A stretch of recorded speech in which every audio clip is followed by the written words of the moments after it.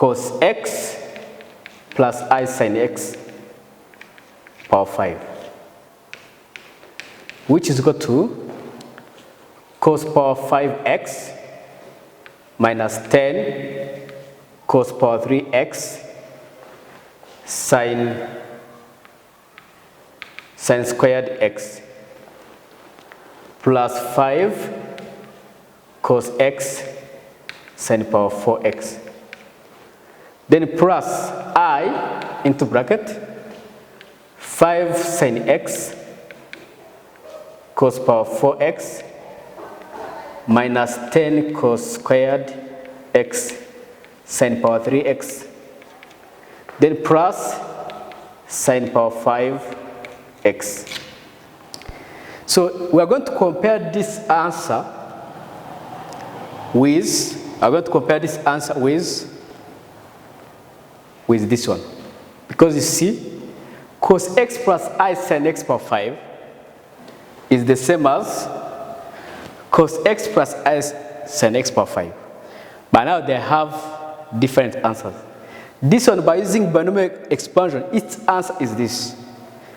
But this one, by using the modular theorem, its answer is this one. So mean that their answer must be equal. So we're going to take this answer equal to this answer.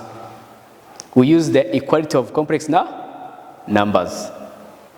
So then cos 5x plus I sin 5x now equal to cos power 5x minus 10 cos power 3x sin squared x plus 5 cos x sin power 4x plus I into bracket 5 sin x cos power 4x minus 10 cos squared x sin power 3x plus sin power 5x. So we have two complex numbers which are equal. So we are going to use equality of complex numbers. When you use equality of complex numbers, the real part will be equal to the real part. This cos 5x will be equal to cos power 5x minus 10 cos power 3x sin squared x plus 5 cos x sin power 4x. Then the imaginary part, which is sin 5x, will be equal to 5 sin x cos power 4x minus 10 cos squared x sin power 3x, then plus sin power 5x. But remember the question is saying by using the modular theorem, express sin 5x as a polynomial in sin x. So which means that we're just going to consider only this part, because they need sin 5x in terms of sin x. So you see, we have cos power 4x, cos squared. We can change cos in terms of sin. You know that from cos squared x plus sin squared x equal to 1, then cos squared x equal to 1 minus sin squared. So where there is cos squared, we're going to use 1 minus sin squared. So now sin of 5x, the answer now is 5 sin x into bracket cos power 4 is the same as cos squared then squared. That's 1 minus sin squared x then squared. Because cos power 4x is the same as cos squared into bracket squared. And cos squared equal to 1 minus sin squared. That's what I have done here. So then minus this 10, then sin power 3 x into bracket cos squared. The value of cos squared is 1 minus sin squared. Then plus sin, this is power 5, not sin 5x. This is power 5. It is power. Then sin power 5x.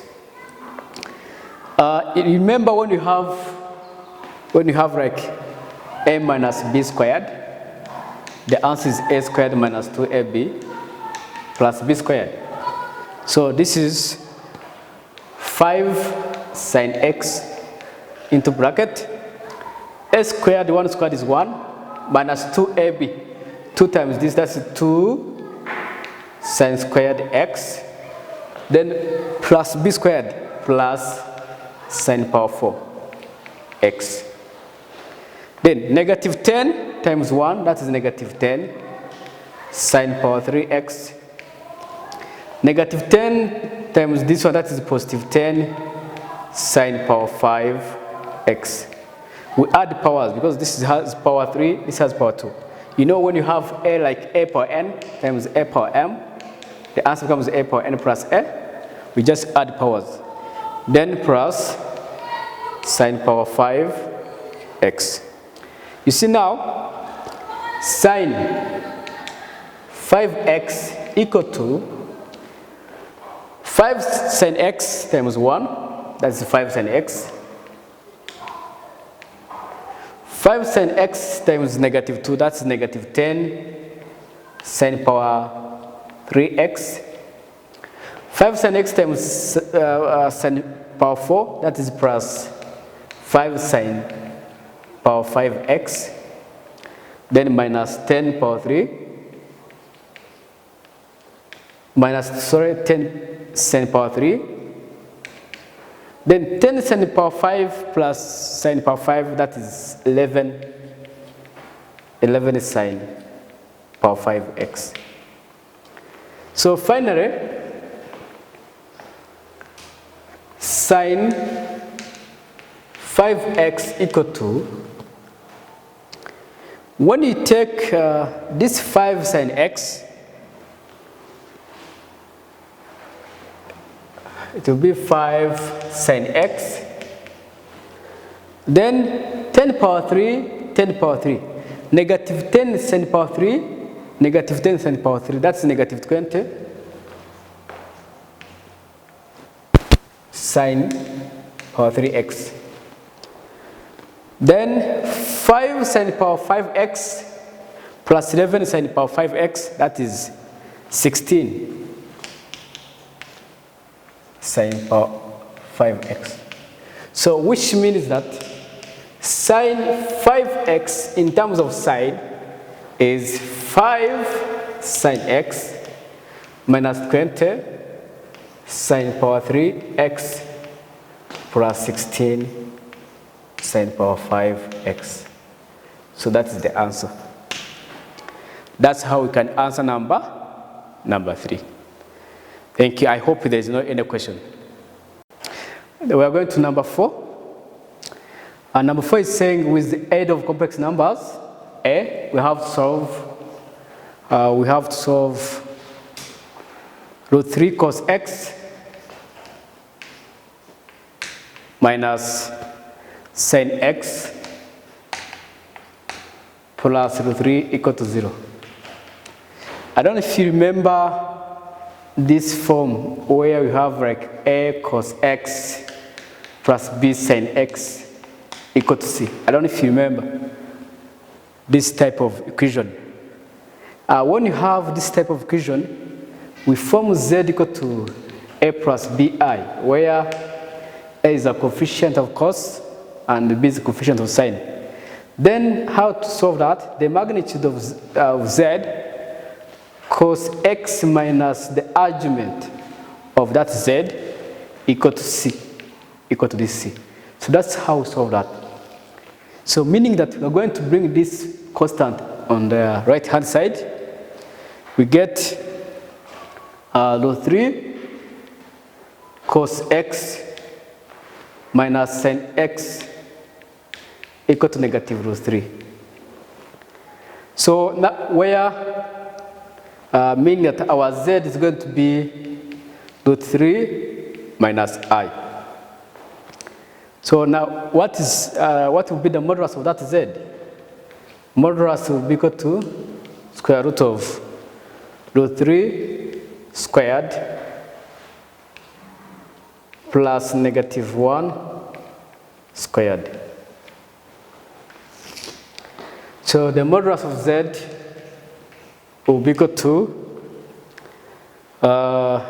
root 3 squared, that is 3, negative 1 squared, that is 1, that is 4 root 4, that is 2. So the modulus of z is root 2. So what will be the argument of z? Tan alpha will be equal to b over a. So our b is the coefficient of I, our a is the real part. I told you that when you're finding tan alpha, we don't consider negatives. So tan alpha now will be equal to 1 over root 3. So alpha is tan inverse of 1 over root 3. So how do we find tan inverse of that? Let us use the calculator to get that angle. Tan inverse of 1 divided by root 3. It is 30, so our angle is pi over 6. If our angle is pi over 6, we're going to see the quadrant that complex number is located. So look here, our real part, which is on x-axis, is positive. But our imaginary part, which is on y-axis, is negative. We have to find it here in what? First quadrant. When you find it in first quadrant, that means that our angle in the first quadrant, our angle equal to what? Negative alpha. So which implies that our argument, which is angle, is negative pi over 6. Therefore, if we come back here, the magnitude of z, which is 2, the magnitude of z, then cos of x minus angle equal to c, it will be 2, the magnitude of z is 2, cos of x minus becomes positive, pi over 6 equal to c. What is our c? Our c is negative root 3. Then our cos x plus pi over 6, the answer is negative root 3 over 2. So cos is negative in second quadrant and the third quadrant. So therefore x plus pi over 6 equal to cos inverse of negative root 3 over 2. So which means that x plus pi over 6 will be equal to, what is cos inverse of root 3 over 2? It is 30, which is pi over 6. So now, in the second quadrant, it will be 2 pi over, because this cos inverse of root 3 over 2, it is 30 degrees. But in the second quadrant, it is 150 degrees. And 150 degrees, it is 5 pi over 6. So now, it will be 5 pi over 6 plus 2k pi. And in the third quadrant, it will be 7 pi over 6 plus 2k pi plus 2k pi. So then, our x is, we have to bring this pi over 6 on this side. It becomes negative. 5 pi over 6 minus pi over 6 will remain with 4 pi over 6 plus 2k pi. Then 7 pi over 6 minus pi over 6 will remain with 6 pi over 6 plus 2k pi. Then the answer, this implies that x equal to by 2 pi over 3 plus 2k pi and pi plus 2k pi, where k is a member of an integer. So that's the value of x. That's for number A. So we are going to do number B. I hope there is no any question on A.